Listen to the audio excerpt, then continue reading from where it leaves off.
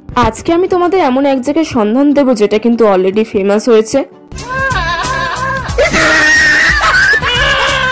জায়গাটাকে রানু মণ্ডল already famous করে দিয়েছে, কিন্তু এখন কিন্তু জায়গাটা ট্রেন্ডিং এ আছে ফুল বাগানের জন্য।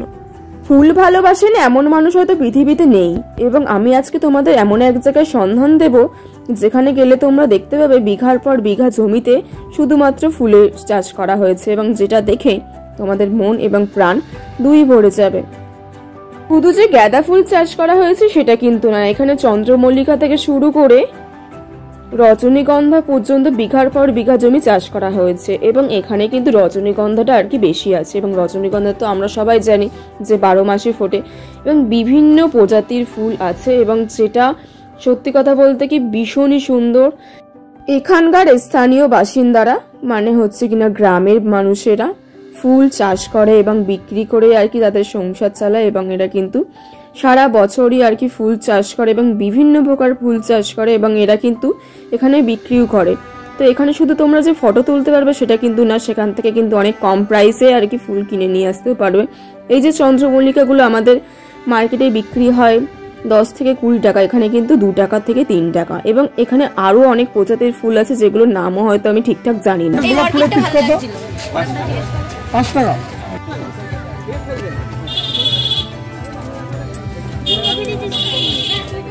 Hello guys, welcome back to my channel. তো আজকে আমি তোমাদের সাথে খিরায়ের থেকে সুন্দর একটা জায়গার হদিস দিতে চলেছি, যেটা কিন্তু কলকাতা থেকে অনেকটাই কাছে।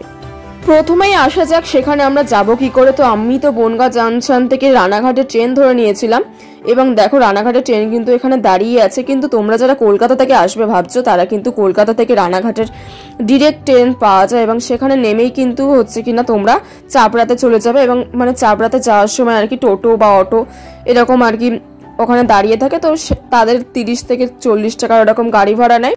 তো তোমরা যদি টোটোতে করে যাও তাহলে কিন্তু 40 টাকা গাড়ি ভাড়া নিয়ে নেবে, কিন্তু তোমরা যদি অটোতে করে যাও তাহলে কিন্তু তোমাদের সেই পর্যন্ত লাভ হবে না, এবং তোমাদের কিন্তু যদি তোমরা অটোতে ওঠো তাহলে কিন্তু 2খানা গাড়ি পাল্টাতে হবে এবং অনেকটা হেডেক। তো আমার মনে হয় যে তোমরা গিয়ে টোটোতেই উঠে পড়বে। এবং এইগুলো দেখো, এগুলো হচ্ছে কিনা সাইট সিন, যেগুলো আমার মনে হলো যে ক্যাপচার করা উচিত, কারণ হচ্ছে কিনা এখানে খুবই সুন্দর মানে প্রাকৃতিক দৃশ্যগুলো খুবই সুন্দর। আমরা বেসিক্যালি যাচ্ছিলাম ফুলের উপত্যকা চাপড়াতে, যেটা খিরায়ের থেকে বেশি সুন্দর, কিন্তু মানে সাইট সিনগুলো ছিল জাস্ট অসাধারণ। তো আমার মনে হলো যে এত সুন্দর সাইট সিন ক্যাপচার না করলে অনেক কিছু মিস হয়ে যায়, তাই জন্য আমি ক্যাপচার করলাম। এখানে বিঘার পর বিঘা জমিতে সবজি ফুলের চাষ করা হয়েছে, এবং সেটা দেখতে জাস্ট মারাত্মক লাগছিল।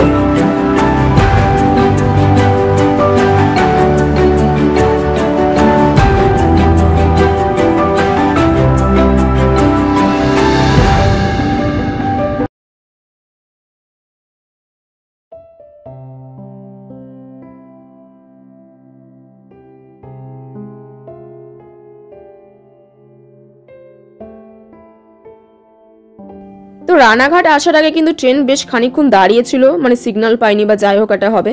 এবং আমরা যেহেতু বনগাঁ থেকে গিয়েছিলাম তো 5টা স্টেশন পরেই কিন্তু রানাঘাট স্টেশন, এবং যারা শিয়ালদা থেকে রানাঘাটে আসবে তারাও কিন্তু খুব তাড়াতাড়ি চলে আসতে পারবে। এবং এখানে আমি গিয়ে দেখছিলাম গ্রামের লোকের থেকে টাউনের লোক বেশি।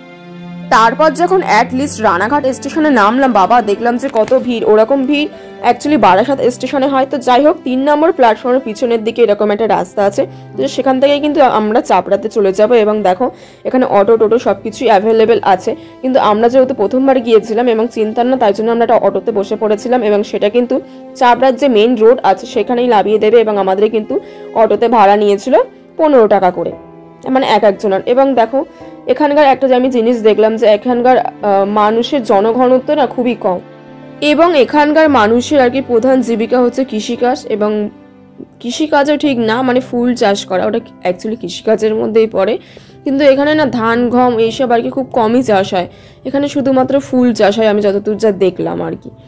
তো তোমরা কিন্তু ওখান থেকে ডিরেক্ট টোটোতে উঠলে কিন্তু অনেক কম ভাড়ায় পড়ে যাবে, কিন্তু আমরা যেহেতু প্রথমবার গিয়েছিলাম বুঝতে পারিনি। তো তোমরা কিন্তু স্টেশনে নেমে টোটোতে করে যাবে, তাহলে কিন্তু অনেক কম খরচায় হয়ে যাবে। এবং দেখো এখানে কিন্তু রাস্তাগুলো খুব একটা ভালো না, সত্যি কথা বলতে কি ঝাঁকুনি মারতে মারতে গিয়েছিল, এবং এখান থেকে শুরু হচ্ছে ফুলের যে উপত্যকা, সেটা কিন্তু আমরা কিন্তু এখন এসে পৌঁছাইনি। এবং এইগুলো দেখো মানে বিঘার পর বিঘা জমি শুধু রজনীগন্ধা ফুল চাষ করা। তারপর আমরা যখন মেইন জায়গায় গিয়ে পৌঁছলাম, মানে চাপরাজ্যে আর কি মেইন জায়গা যেখানে সবাই ঘুরতে যায়, তো সেখানে গিয়ে আমরা দেখতে পেলাম সেখানকার যারা স্থানীয় লোক, মানে যার জমি থেকে আর কি ফসল, তো তারা কিন্তু সেখানকার নিয়ে মুকুট টুকুট আর কি তৈরি করে বিক্রি করছে। এবং এই যে মুকুটগুলো দেখছে এগুলো কিন্তু 50 টাকা করে, এর থেকে একটু ভালো নিতে গেলে 60, 70, 80 এরকম পড়ে যাবে।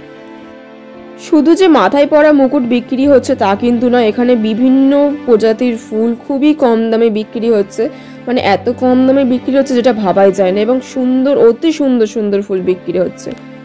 তো সেখান থেকে আমি কিন্তু একটা 80 টাকার মুকুট কিনে নিয়েছি, এবং ওরা বললো যে এই ফুলটা কিন্তু 3 দিন পর্যন্ত সতেজ থাকবে, এবং এখান থেকে শুরু হচ্ছে ফুলের যে উপত্যকা সেটা। এটাতে হয়তো তোমরা দেখে ভাবছো এমআই এরকম এরকম ফুল, কিন্তু সেরকম কিন্তু না, আসল ফুল এর পরেই আছে, তো দেখতে থাকো।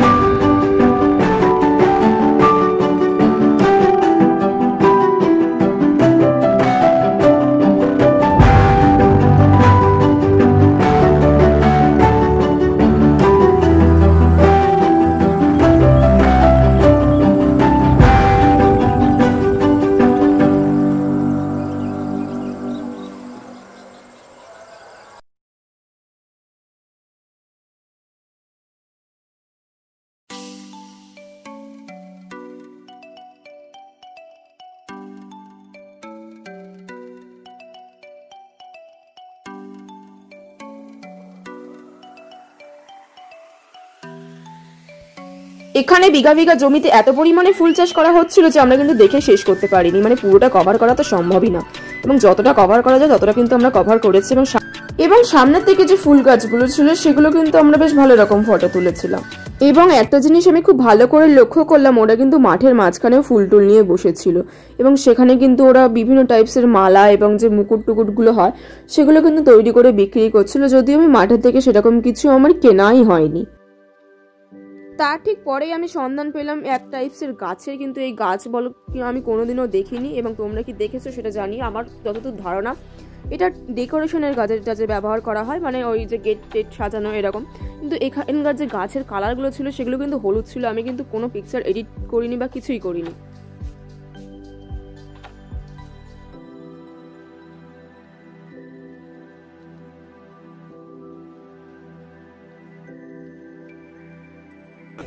কম হয়ে যায়। হ্যাঁ, এইবার যে ছেড়বে না বলে তার 500 টাকা ফাইন। তো তোমরা শুনতেই পেলে, কেউ যদি দেখতে পায় যে তুমি ফুল চুরি করেছো তাহলে কিন্তু 1000 টাকা ফাইন। এবং হচ্ছে কিনা এখানে কিন্তু দেখো চাষিরা কিন্তু ফুল তুলে নিয়ে যাচ্ছে বিক্রির জন্য, এবং তারা কিন্তু তোড়া করে বিক্রি করবে, সে যাই হোক। এবং এখানে কিন্তু দেখো কিছু লোকজন নাকি টিকটক ভিডিও মানে আর কি শর্টস ভিডিও করছে, এবং একটা ছেলেকে দেখলাম যে সে ফুল বিক্রি করছিল। তো আমার মা তার কাছ থেকে আর কি কিছু ফুলের চারা নিল, এখানে কিন্তু ফুলের চারাও কিনতে পাওয়া যায়, এবং কিছু আর কি ফুলও নিল তার কাছ থেকে। এবার চলে আসা যাক এখানে কি আদৌ কোনো খাবার দাবার আছে। তো এখানে কিন্তু অজস্র আর কি খাবারের স্টল রয়েছে, এবং তোমরা কিন্তু চাইলে সেখান থেকে ফুড ট্রাই করতেই পারো, এবং এখানে কিন্তু অনেকটাই পরিষ্কার পরিচ্ছন্ন আমার যেটা মনে হলো। বেসিক্যালি এক কথায় বলতে গেলে এখানে কিন্তু ডেলি ডেলি মেলা বসে শীতকালে। এবং সারাদিন ফুল দেখতে দেখতে আমাদের আর কি গলা ফেটে চৌচির মতো হয়ে গিয়েছিল। তো আমরা ভাবলাম যে অন্য কিছু না খেয়ে আখের রসটা ট্রাই করা যায়, কারণ এটা কিন্তু হেলদি। তো আমরা সেটাই আর কি ট্রাই করেছিলাম এবং আখের রসের প্রাইস নিয়েছিল 15 টাকা, যেটা মেলা হিসেবে ঠিকই আছে। তো আমার মনে হয় খুব একটা এক্সপেন্সিভ ছিল না, আমাদের ওখানে যদিও 10 টাকা করে।